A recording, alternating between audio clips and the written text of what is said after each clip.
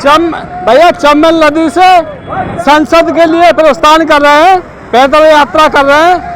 पहले ज्ञापन दिया है करो या सत्ता छोड़ो मुरैना डीएम साहब को, दूसरा ज्ञापन देने जा रहे हैं धौलपुर डीएम साहब को पैदल मार्च करते हुए। और सभी भैया अपनी अपनी तैयारी कर लें संसद भवन के कूच के लिए। बहुत से सहयोगी रास्ता से सम्मिलित हो जाएं, कुछ संसद में 25 तारीख को शामिल हो जाएं। इसका भैया विशेष पैसा लेना है तो आपको मेहनत करनी पड़ेगी और तैयारी भी करनी पड़ेगी अगर पैसा लेना है तो, और नहीं लेना है तो भैया अपनी गृह से दे दें,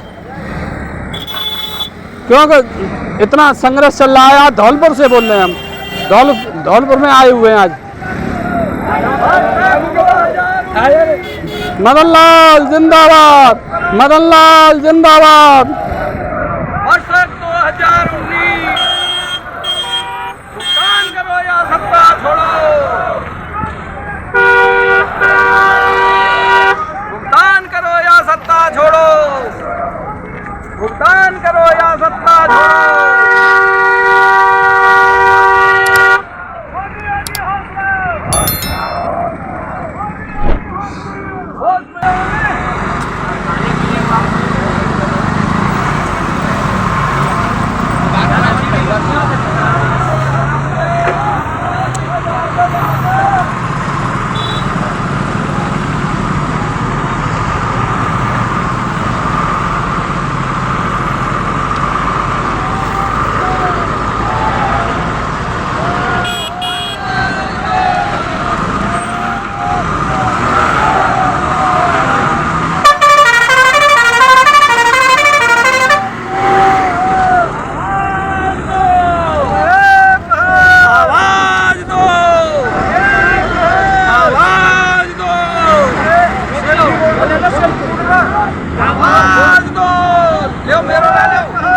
ले लो आवाज दो, हाथ करके 2019 लागू करो। आप लोग बुलंद आवाज में भारत माता की, भारत माता की, भारत माता की, वंदे मातरम, वंदे मातरम। साथियों, मैं तब जब संगठन फरीदाबाद हरियाणा से प्रदेश महासचिव के रूप में, मेरा नाम नरेंद्र प्रसाद गुप्ता, आपसे कुछ सीखने के ख्याल से यहाँ आ गया हूँ। साथियों, बहुत ही खेद की बात है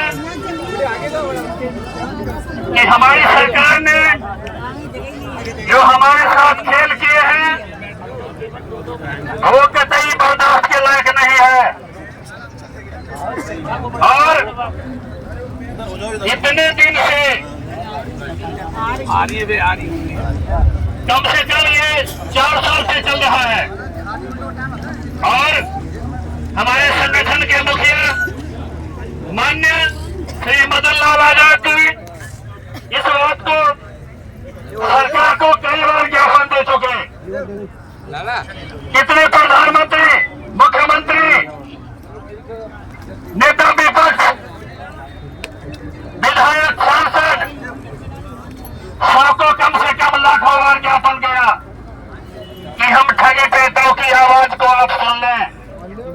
हम शांत से रहने वाले हैं, हम अहिंसा के मार्ग पर चलने वाले हैं, लेकिन पता नहीं वह कौन सा कारण था क्योंकि हम ठगी पीड़ितों का उन्होंने आज तक ध्यान देने से खतरा रहे हैं।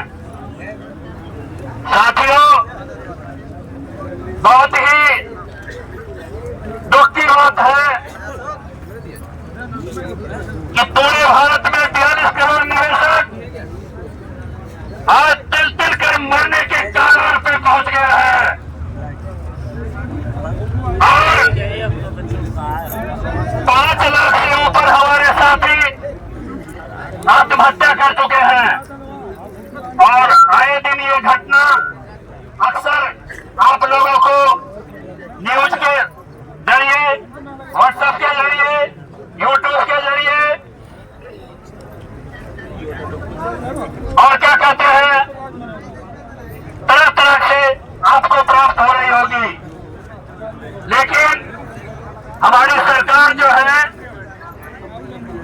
कुंभकर्ण नींद में सोए हुए हैं और कुंभकर्ण नींद से जगाने के लिए भोग लगाए थे। ऐसे उस प्रेम में रहते हैं।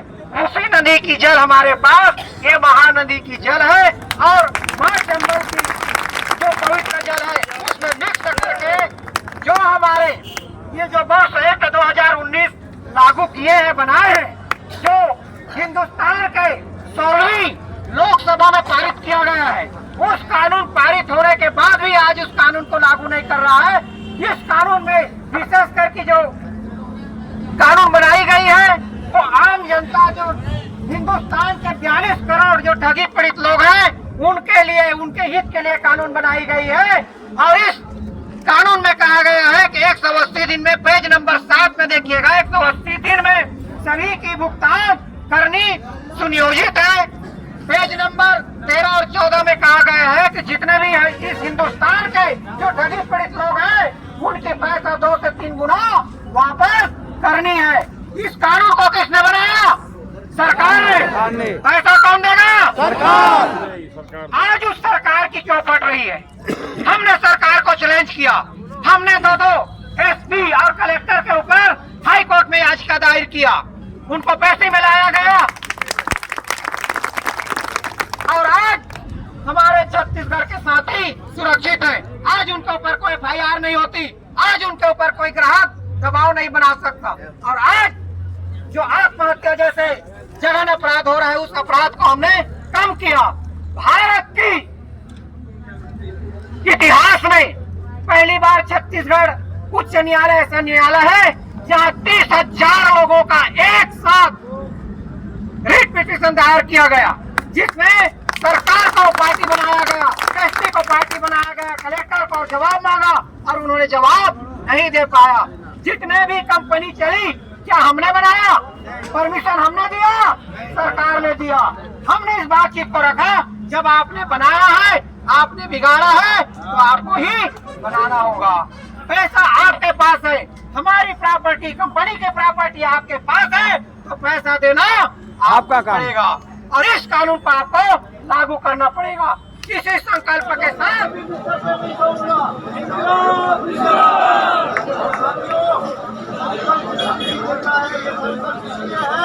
आपके मन में भी शक्ति लगे, जो कमजोरी है उस कमजोरी का दूर करो।